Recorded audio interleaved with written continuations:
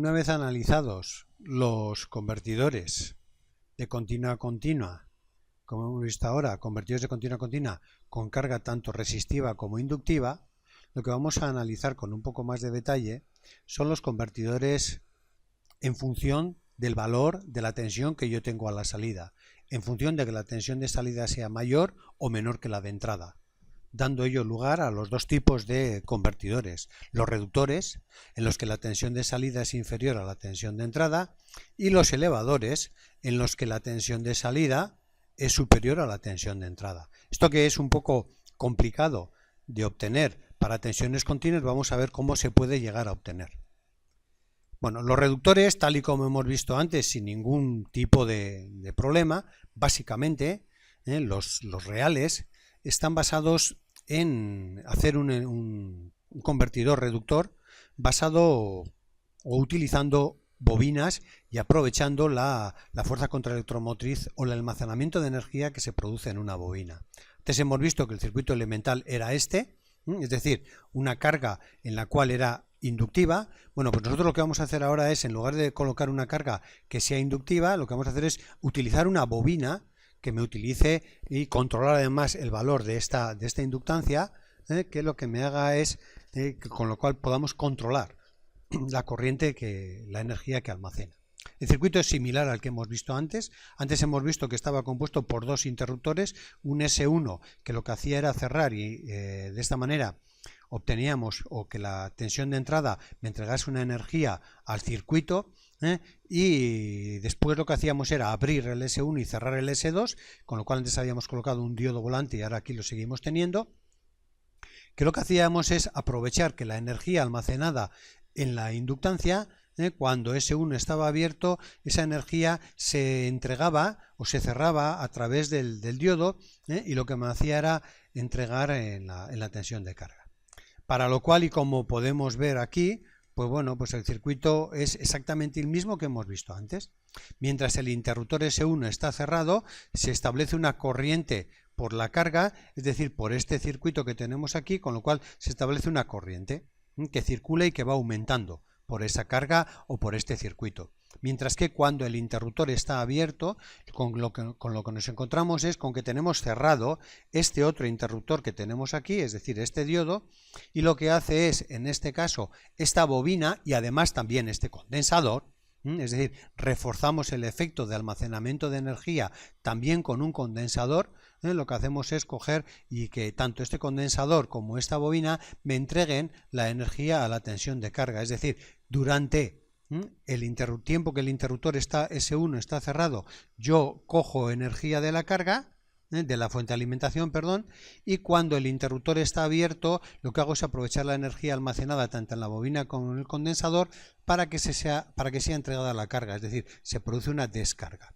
Controlando estos tiempos, lógicamente, vamos a conseguir que la tensión de salida sea una continua.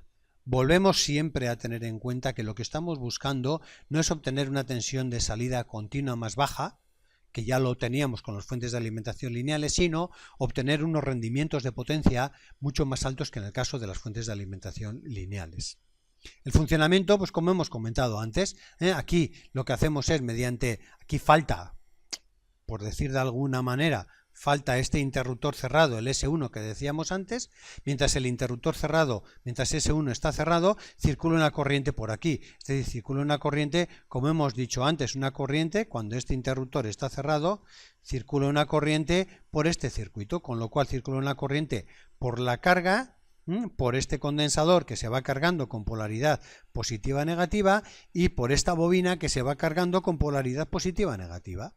Entonces, este es el primer paso, el punto en el que S1 está cerrado. Cuando S1 está abierto, lo que hacemos es colocar aquí el diodo en sentido inverso, con lo cual esto tiende a descargarse, si puede, por este diodo o mejor por la carga de salida. Es decir, lo vemos aquí, cuando el interruptor está cerrado, es decir, cuando el S2 está activo, esto está en sentido contrario, y lo que hace es, este condensador que teníamos aquí me entrega una tensión en la carga y esta bobina también me entrega, como esta bobina tenía, como hemos visto antes, durante el tiempo que el interruptor S1 estaba cerrado, aquí se generaba, se generaba una caída de tensión más menos, pero en el momento en que este interruptor se abre, debido a la fuerza contraelectromotriz, esta bobina me entrega una tensión menos más, con lo cual, si aquí me encuentro yo con que tengo un interruptor polarizado en este sentido, lo que me voy a encontrar es que esta bobina se descarga a través de este interruptor y me entrega a la salida una caída de tensión más menos, con lo cual son los dos puntos en los cuales obtenemos la tensión de salida. Básicamente igual a lo que habíamos analizado en este circuito que tenemos aquí. Para recomprobarlo, que ya lo hemos hecho en parte antes, vamos a montar este circuito, esta práctica que tenemos aquí, que es una práctica en la que vamos a montar una fuente de alimentación de 100 voltios, el mismo MOSFET de antes, el diodo volante, y luego lo que hemos dicho, vamos a montar una bobina y una resistencia pequeña. Esta resistencia, el único objetivo que tiene esta resistencia es de un solo ohmio, es poder colocar un osciloscopio en sus extremos para analizar la corriente que circula por este circuito. Vamos a colocar un condensador de filtro que nos ayude a potenciar el efecto de la inductancia, una resistencia y por último, lo importante, la resistencia de carga, que en este caso es de 20 ohmios.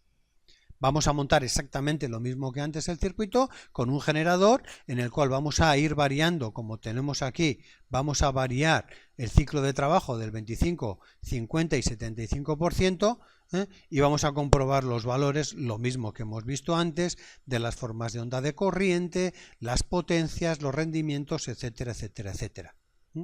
Es decir, lo que vamos a hacer va a ser montar este circuito. Primero vamos a parar este, lo que vamos a hacer es montar este otro circuito, un segundillo, vamos a montar el continuo reductor, que es este circuito.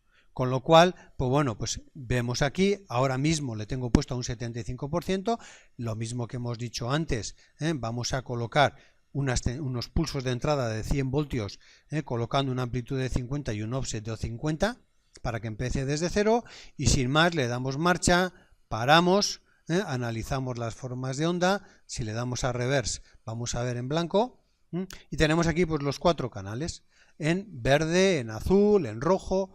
En este caso vemos que la tensión de salida, que sería básicamente esta que tenemos aquí, el verde, entonces esta tensión en el canal D, que es esta, pues vemos que es prácticamente continua, y que es de un valor, como podemos analizar aquí, en este caso con este voltímetro y amperímetro, un segundillo, le paramos y tenemos una tensión de 43 voltios de salida, pues con un 75% debe de dar algo más. Lo que pasa que según el punto en el que le paremos, pues nos da una tensión mayor o menor. Tampoco es 119. Bueno, repetir varias veces y comprobar por lo que hemos comentado, los diferentes puntos, los diferentes valores de las señales, entre ellos el valor de la resistencia en esta de 1 ohmio. Repito que es una variante de la práctica que hemos hecho anteriormente, de continua reductor, y sin más vamos a pasar a analizar el elevador. Entonces, en el elevador el principio es el mismo, o básicamente el principio consiste en aprovechar la fuerza contraelectromotriz que se genera en la bobina y añadirla a la tensión del condensador. Entonces yo aquí ahora tengo un interruptor, que es este que podemos ver aquí, en el cual el funcionamiento de este circuito, el funcionamiento conceptual de este circuito, en lo que consiste es que mientras el interruptor esté cerrado, circula una corriente por este circuito, como vemos por aquí, y se genera una caída de tensión en esta bobina más menos. Ya está. Aquí nada. Aquí absolutamente nada. Aquí nada, porque al estar el interruptor cerrado, la tensión en estos extremos es igual a 0. Con lo cual, cabría pensar que este condensador que yo tengo aquí se descarga, pero es mentira. ¿Por qué? Porque tengo este condensador, este diodo polarizado en sentido inverso, con lo cual la tensión que yo puedo tener a la salida, una más menos, que yo pueda tener aquí, no se descarga por aquí, porque se encuentra con el diodo polarizado en sentido inverso, y esa tiende a venir por aquí. Si sigue, es decir, durante el tiempo que este interruptor está cerrado, la carga, la tensión que tengo en la carga, la tensión en extremos de este condensador. Vamos a ver ahora qué es lo que ocurre aquí cuando yo abro este interruptor. cuando yo abro este interruptor, le voy a dar marcha atrás.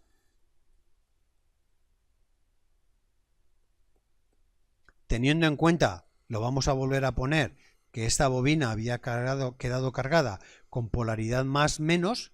Entonces, cuando yo abro este interruptor, ¿qué es lo que ocurre? Lo que ocurre es que, como hemos dicho antes, deja de circular corriente por aquí y este me genera una fuerza contraelectromotriz, con polaridad más aquí, menos aquí.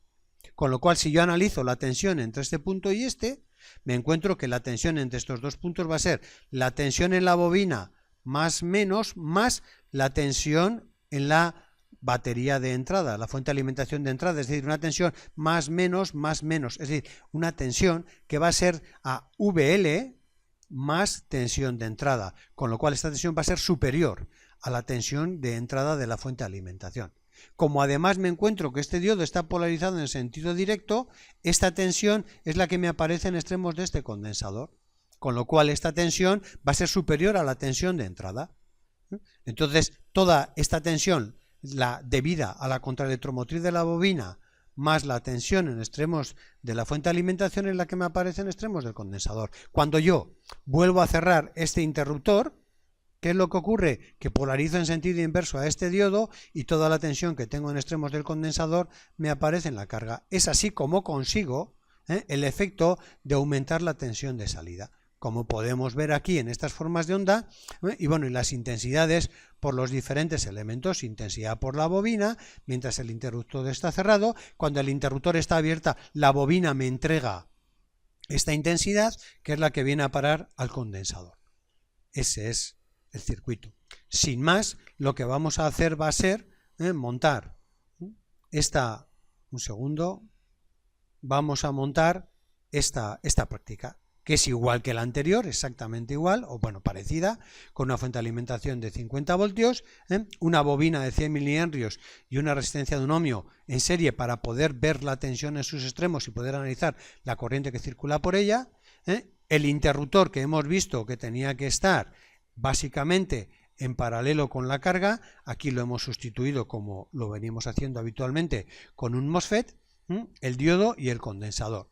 Con lo cual, variando, como hemos hecho anteriormente, vamos a variar los ciclos de trabajo, 25, 50 y 75, vamos a analizar cómo varía la tensión a la salida, vamos a analizar las formas de onda de intensidad y los rendimientos. Es decir, vamos a, parando este circuito, vamos a abrir este otro circuito, vamos a abrir este circuito que es el DC-DC elevador, que es este que tenemos aquí. Que bueno, sin más, directamente vosotros hemos aquí utilizado dos osciloscopios para poder ver con uno de ellos la tensión en extremos de la resistencia de un ohmio, es decir, la corriente que circula por la bobina, y con el otro canal vamos a ver la tensión en extremos del MOSFET. Y con otro osciloscopio diferente vamos a medir la tensión de salida. ¿A qué objeto? A poder ver la relación con estos valores. Si yo colocase un solo osciloscopio, como no tendría la masa referenciada al mismo punto, tendría problemas de visualización. De esta manera, con un osciloscopio veo una forma de onda referida a masa, y con el otro veo la otra forma de onda referida a una masa diferente. ¿No están sincronizados porque las masas son diferentes?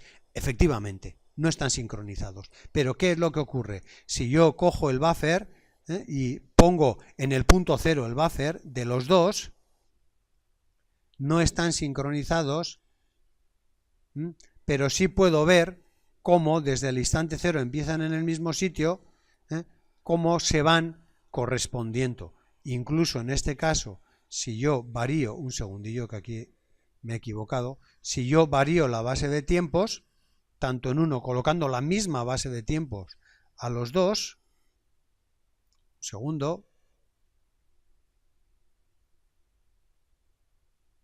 pues voy a ver la relación que existe entre ellos. Entonces, analizando estas formas de onda, analizarlas y comparar lo mismo que hemos dicho antes. Variamos la relación impulso-intervalo y comprobamos las potencias, los rendimientos y las formas de onda. Sin más, terminamos con esta segunda parte Y a continuación, con el siguiente vídeo, lo que haremos es empezar a analizar los convertidores de continua alterna.